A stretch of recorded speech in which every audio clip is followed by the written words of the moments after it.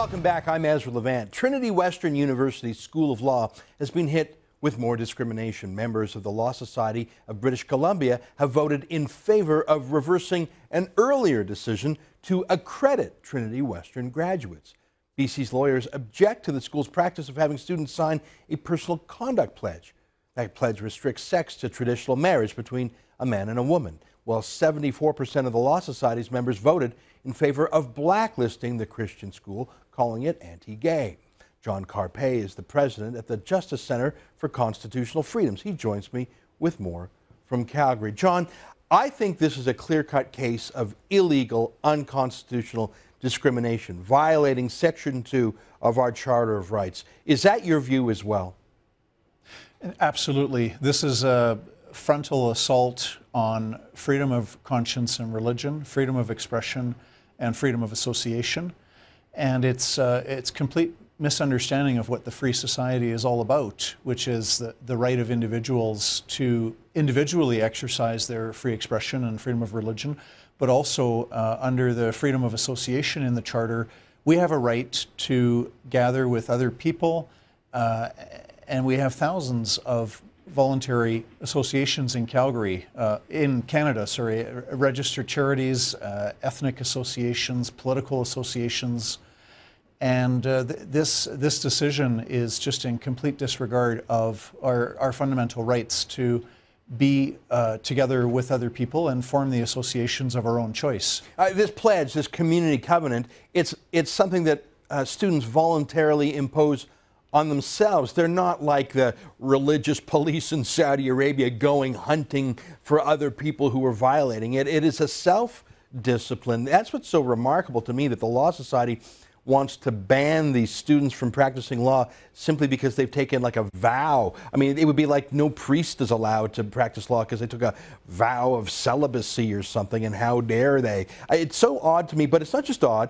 The Supreme Court of Canada actually treated this same case, the same matter, when Trinity Western University was blackballed by the teaching professions in BC. That went all the way up to the Supreme Court, and they voted 8-1 in favor of Trinity Western. Why do you think these lawyers, who surely know about the Supreme Court case, who have surely read the Charter, why do you think they voted to blacklist all student graduates of this law school, knowing the law and knowing the Supreme Court? Look, I can't and I won't speak for those who disagree with Trinity Western's constitutional rights, but my guess would be they just can't stand the fact that the Trinity Western adheres to what may well be a minority viewpoint or an unpopular viewpoint, which is a traditional view of sexuality, traditional view of marriage. And these lawyers are actually attacking the free society for the goal of trying to force everybody to agree with the modern or progressive view on sexuality and marriage. And the point here is not which view is correct. The key point is that in a free society, we all have the freedom to have whatever opinions we want about marriage and about sexuality. And we also have the right to form into groups or associations where we have shared beliefs about topics, including marriage and sexuality.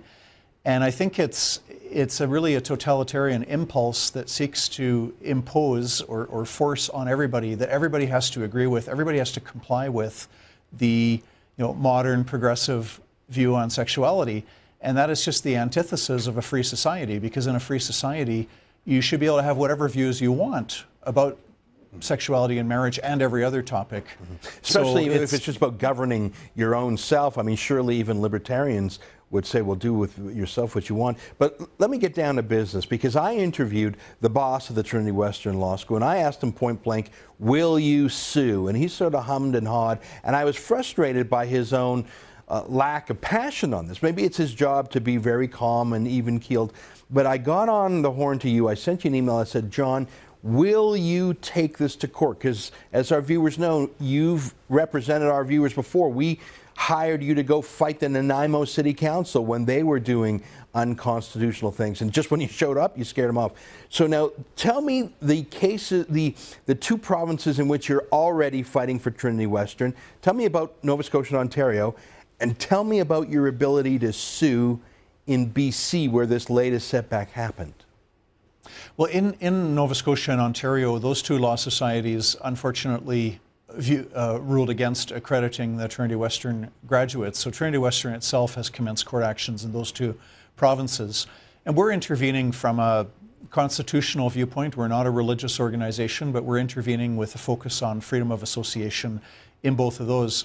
In British Columbia, if Trinity Western University were to commence a court action there, and I see no reason for them not to, because the situation is entirely similar to the situation in Ontario and Nova Scotia. But if there's a court action filed there, we would certainly apply to the court and ask for permission to be an intervener to argue for constitutional rights, in particular the freedom of association. John, we're out of time here, but this is what I told you on the phone and by email, and I want to tell you it on TV, and I want to invite our viewers to join in. I want to help you fight in Nova Scotia and Ontario, where you are already in the court as an intervener. I want to invite our viewers to raise $5,000 for you to keep on fighting, because this is what you do as a civil liberties lawyer with the Justice Center for Constitutional Freedoms.